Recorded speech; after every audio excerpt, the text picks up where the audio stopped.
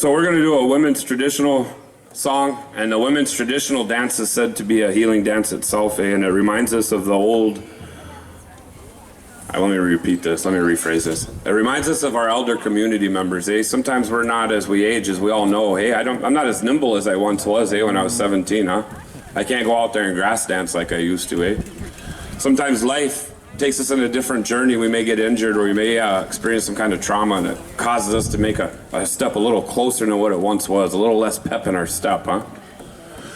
So this dance is an old dance, and this dance helps us remember those old ways. And they walk softly, hey, these women, when they do this traditional dance, you'll watch them. They're real careful in the way they step on a key, hey, this land. And that's what that dance reminds us of, especially from the women. It also reminds us men, hey, us Nini. Reminds us that we have that duality I was speaking about earlier, that we have that feminist side.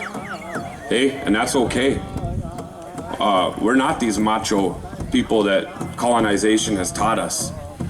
So this dance helps us remember that. So it takes a lot really to do this dance. This dance really it moves their ankles and their knees a lot. And when you watch them, how they step, they're real soft.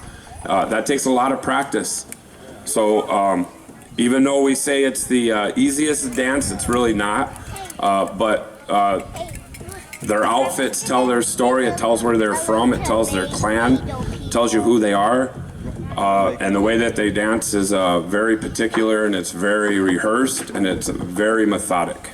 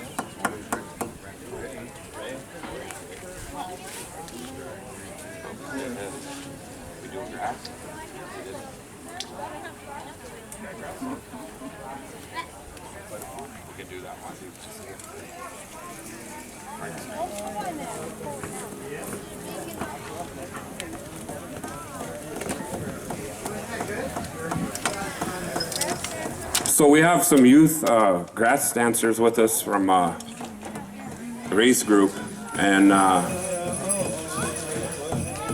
don't know if Ray may want to come up here and tell you the story of how the grass dance came to be. He's got a pretty good story about it. We got a good jam we're going to sing for these young men.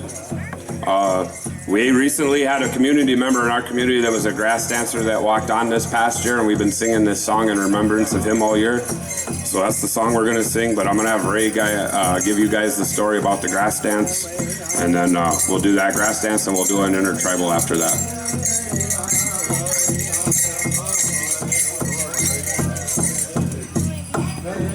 Ah, bonjour. Sure. Baskijik Nishnakaz. This next dance that's going to be performed here today is called the grass dancer. And the Anishinaabe people, they were migratory people. They were nomadic people. They wandered and traveled all over this land. And they usually traveled along the waterways in their canoes or their jimans. And during each season, we always talk about the Anishinaabe, and we begin our season in the springtime. In the springtime, they would come from their winter shelters and they would go to their sugar bush camps, and they would make maple syrup. Then after they're done making their maple syrup, they would go to their summertime camps where they would harvest the fish from the lakes and rivers. They would harvest the wild rice. And then after the summer, they would go to their fall camps. Around in Mount Pleasant was one of their fall camps. And they would go to Mount Pleasant and they would harvest the huckleberries. There was a big huckleberry marsh there in Mount Pleasant.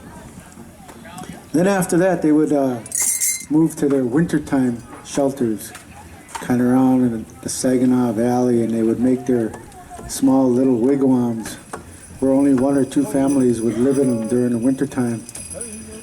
But during these travels, the Anishinaabe people had a society of men, and these men were known as grass dancers. There used to be thousands, hundreds of thousands of these grass dancers, and they were the protectors, they were the warriors of the tribe. And when the Anishinaabe people decided that they would move from one area to the next, they would send a society of men out, and they would look for a good area for the rest of the camp or the rest of the tribe to settle in. And they would wander and they would travel around and they would find an area. Then they would have a big celebration like we're having here today. And all the dancers, the hundreds and thousands of dancers would get together and they would have this big dance.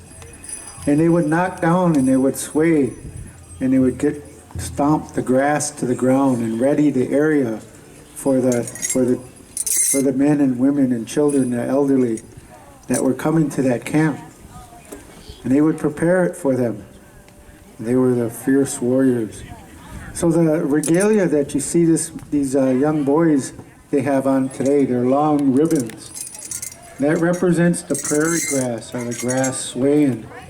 And they try to emulate, as they move in their dance movement, that grass or that moving through the wind and how it sways elegantly back and forth as they prepare the land ready for the rest of the people to come and settle Miigwech.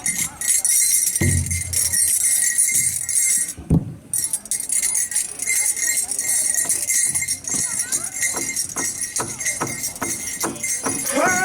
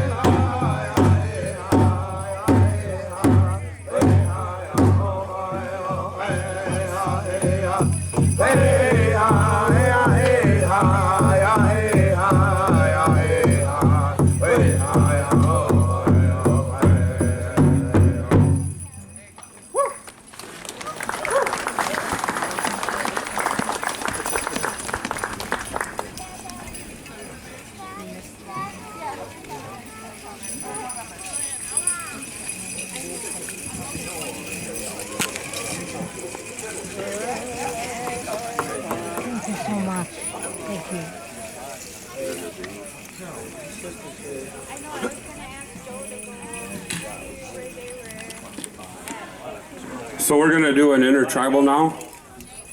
And again, hey, especially all you young youth that are here in attendance, hey, we want you to come dance with us. Even you adults, even some of you elderly, this is why we're here. And that's what these songs are about. That's why they're called intertribals, for all the people. So I invite you to come and dance with all the dancers, feel the drum. Don't worry, nobody's gonna make fun of you if you don't know the moves. Hey, we've learned these our whole lives. So this is that time to come and interact and be a part of this this event that Elizabeth and them have put on for us. So I welcome you to come out, especially you little ones. Come out here and burn some of them calories and let her rip.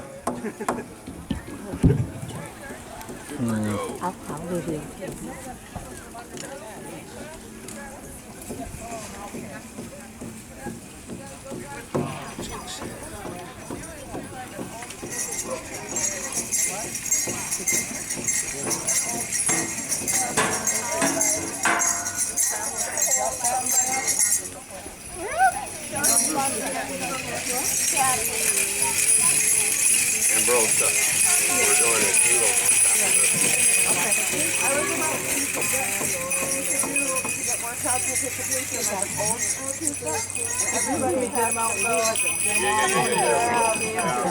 We have 2 other spots to do this. We plan on doing one, but I know Ray's one of the rules was he was mad about the round that happened at Sack Chips. So if we do a round dance, no hand holding. Since some of us have kids that can't get past. Yeah, I already did, thank you. So we'll do a round day after this, and then we'll do a Oh, yeah. It's hot out there. two-step at Come the under next. the shade here. Yeah. But I wasn't actually holding hands. Careful. Push it back this way. Yep. That's it. Don't No, worry. no. Push it this way towards me. That's fine. That's fine. Push the other one. I will. There you go. I will. Perfect.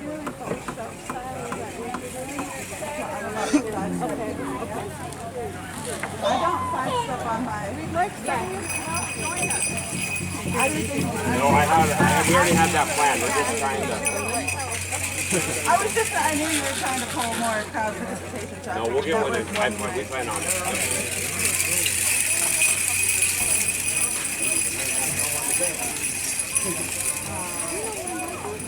Very nice. Don't lose it. You don't want to lose it. You want to rest for a little while?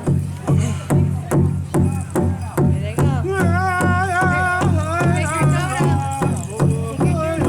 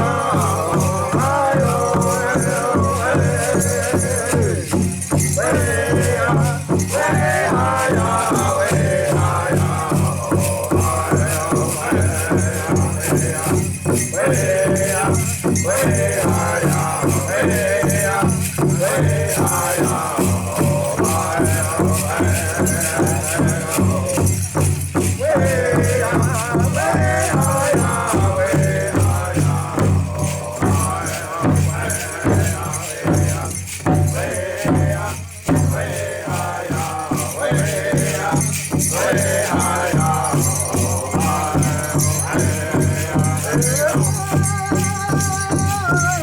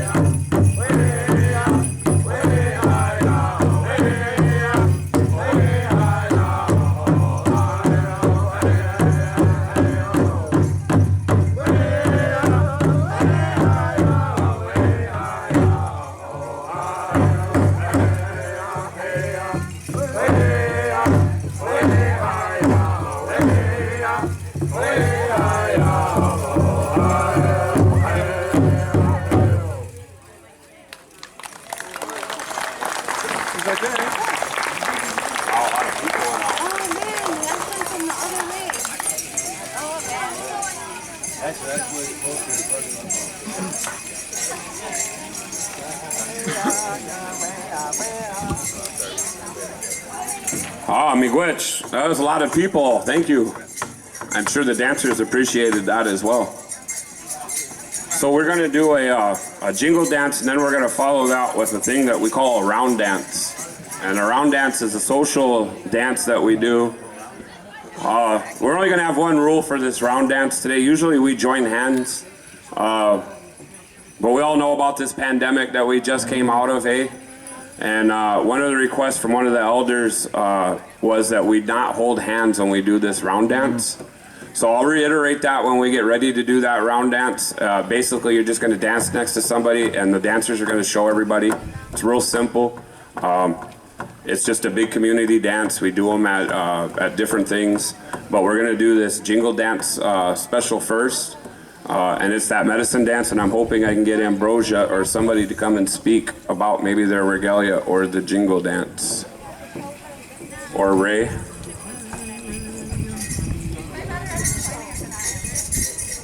Okay.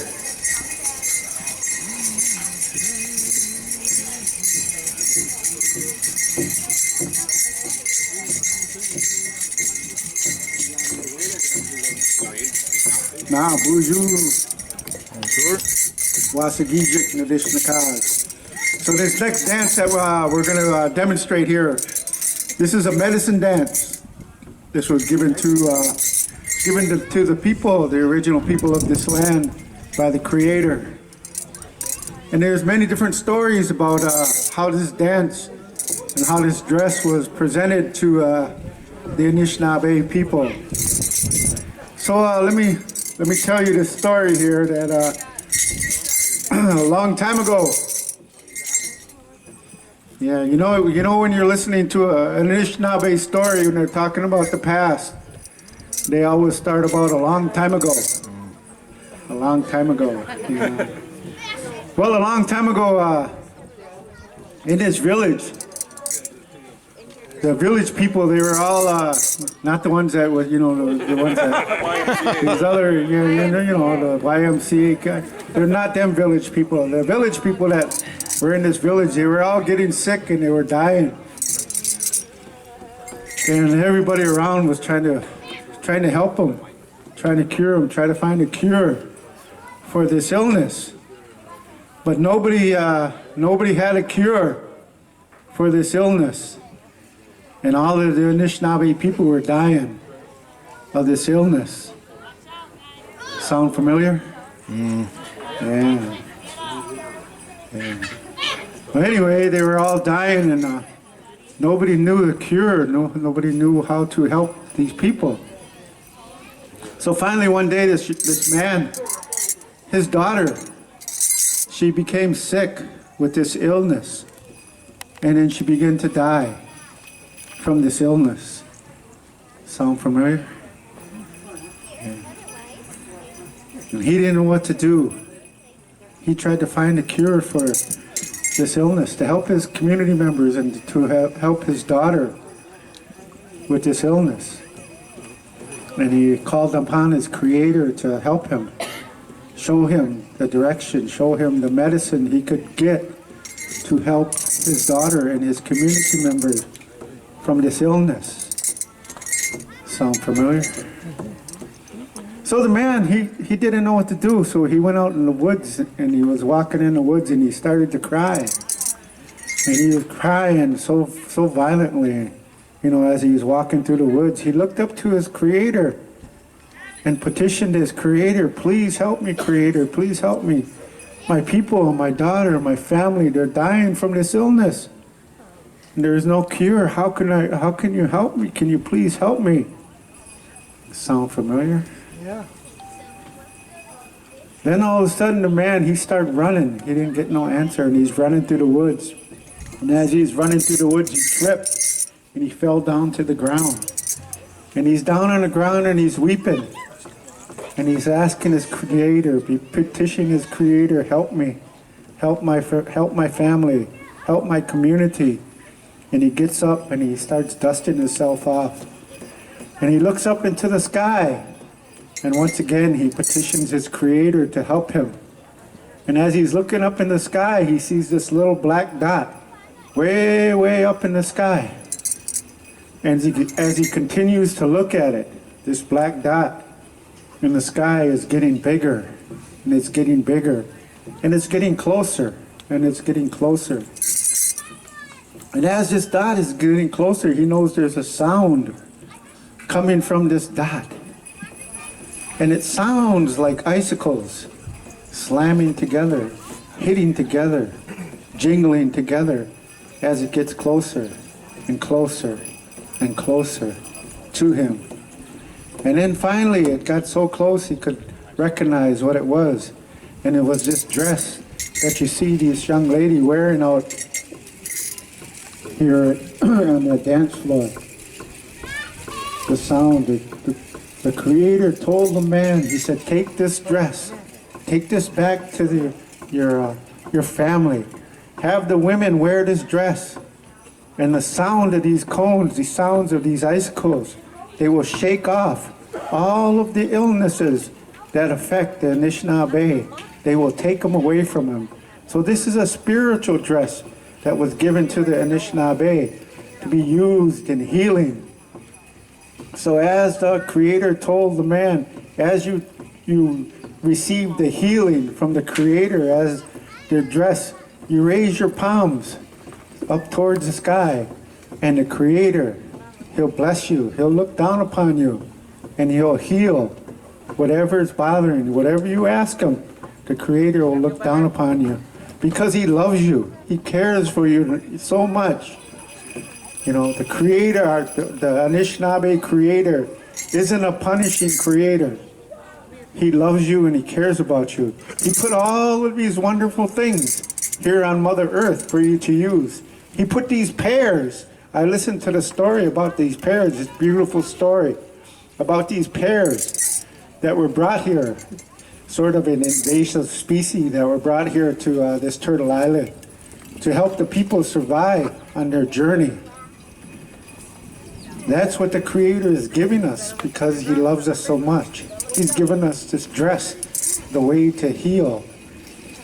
The Anishinaabe people, to this day, I've been told that they have medicines, natural medicines that will cure any disease known to man today. The current one that's going on today, the Anishinaabe people have the medicine that'll cure that disease. Miigwech.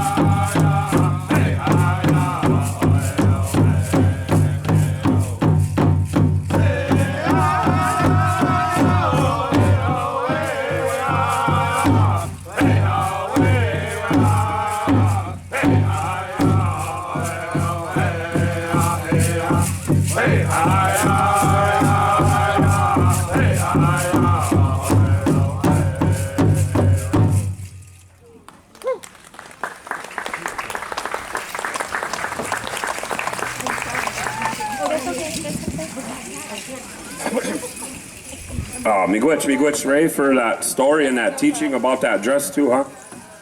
So we're gonna do this thing called a round dance now, and basically, it's a dance that it involves a circle. And basically, depending on where we're dancing, sometimes we'll go around things, for a ceremony or whatever it may be. But this one, we're just gonna go in a big circle here. Our dancers are gonna lead the way and show you. And basically, it's just like a little side step, so I'll try and demonstrate it. And those of you that may have had some hip troubles like me or others, I'm gonna suggest this one's gonna suck. But it's kind of like a step. Then you're gonna sweep your foot over, and you're gonna sweep again. And that's basically all it is. Usually we hold hands, but again, I want to remind everybody due to the variant, and we want to make sure that everybody's safe, our vulnerable populations. We're asking that you not hold hands, but please come out and do the round dance. Again, it's for everybody, not just Native people. I'd love to see a crowd that we had out here at our last intertribal. That would be cool. But yeah, just follow the lead of the dancers. If you don't know what to do, basically you're just walking around. Honestly, if you can't figure it out, you just step with them. That's it. It's real simple. So we're gonna do this round dance, and thank you for coming out and partaking.